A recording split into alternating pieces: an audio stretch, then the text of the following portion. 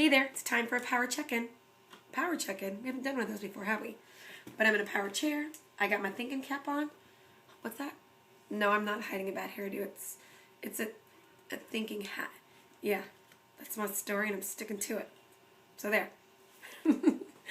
But we're having a power check-in on a tool that you can use with your family that will actually help your agreements. Kind of lift up your agreements. And you know what that is? It'll support your agreements. Consequences. Yeah. Who knew consequences could actually be effective if implemented properly? So let's talk about what that looks like, okay? So what are consequences, right? Consequences are usually, they're either natural consequences, which are things that just happen in the natural. Talking about gravity, right? We got a pin here. I drop it, I let it go, it falls.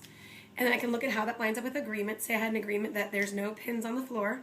So one of the, that we keep all the pins up on the table because we want to use that positive language. And then we'll say, oh, looks like I've got to pick up the pin to follow my agreement. Natural consequence. Something falls, I pick it up. Kind of simple, right?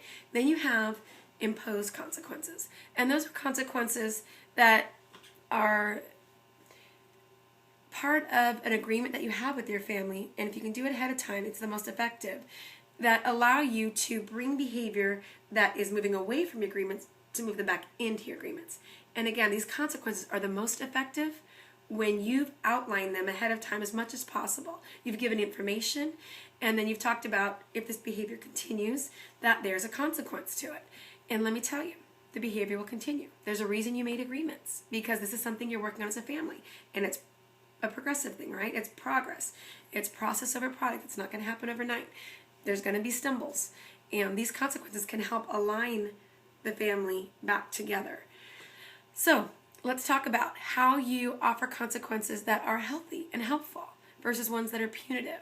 A consequence needs to be in order, especially when it's a consequence that is imposed by a family member.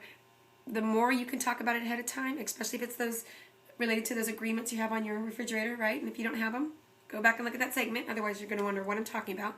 But you have your agreements up, and you're finding that a family member stumbling over it, you can talk about what the consequences to that behavior would be. And when you talk about them, let's remember that we're using words that are helpful and not hurtful, that this is about responding, not reacting. And in order to do that, take a deep breath, take a moment, check in with your family. Remember, we're check-ins, we're at eye contact, we're asking questions, we're getting information. And here's the thing. Your consequences, I'm looking at my list, are relevant, realistic, right now, and reasonable. We'll break that down a little bit, okay? But the consequences that are being implemented between you and your family, and again, as much as you can have your child participate in these consequences, because kids will absolutely step up and talk about what they think are fair or realistic consequences. They're more likely to, in fact, follow those consequences and then align themselves back up the agreements, especially young children.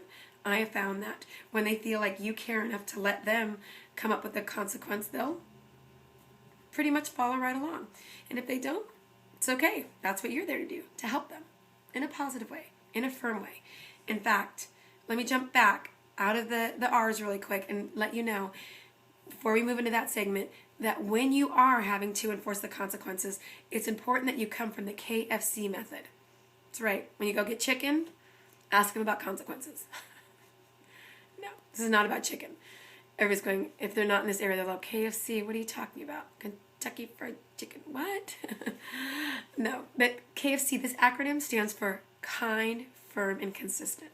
That when you're offering these consequences, that you're putting them out there, and these is part of your agreements, that you are kind with your words, you're firm, you're absolutely going to follow through, you're not going to go in that passive parenting space, but you're also not going to go bullying, right? We're just going to be firm, very clear, and you're consistent. That means when this agreement is broken, this is what comes out. You don't end up coming up with 15 other consequences and pile them on.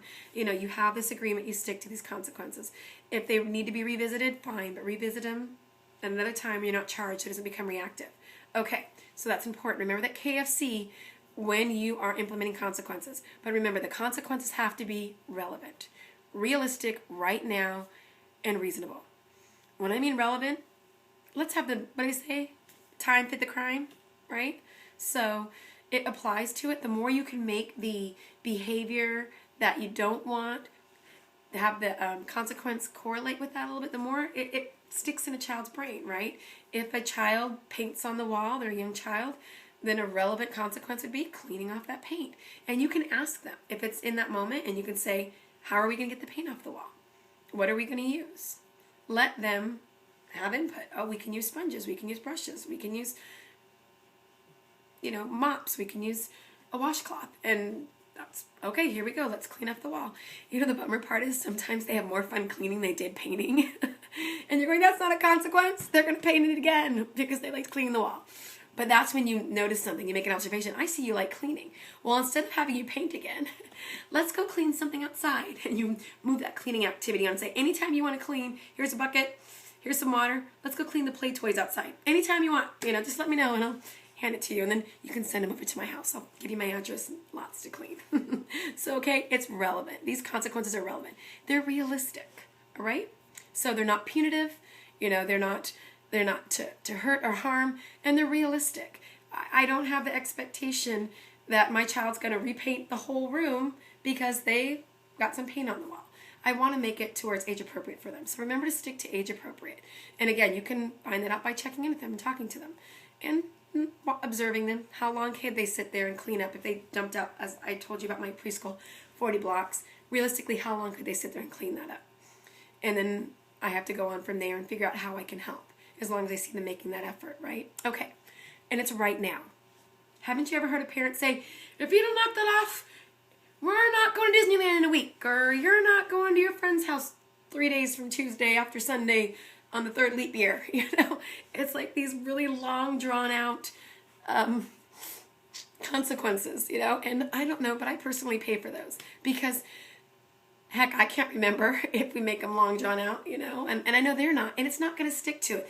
It's not going to help redirect that behavior because a lot of times the kids don't correlate the behavior with what they did, and it's confusing. Stick to it right now, even with teenagers.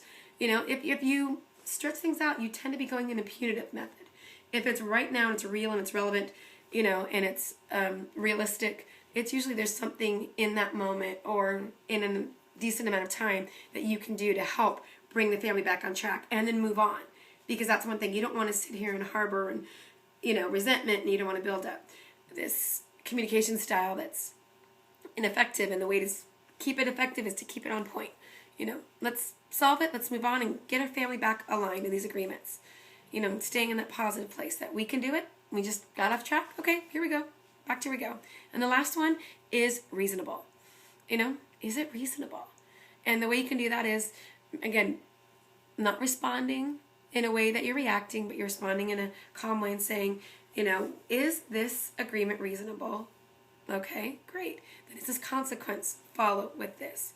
Is it a reasonable expectation that I have that my child can follow this, and how can I help them? So just make sure that, you aren't coming from a place where you're setting your child up for failure. Because remember, we don't want to do that. Not the consequences, not the agreements. You're setting them up for success. All right, I feel like I've talked a lot.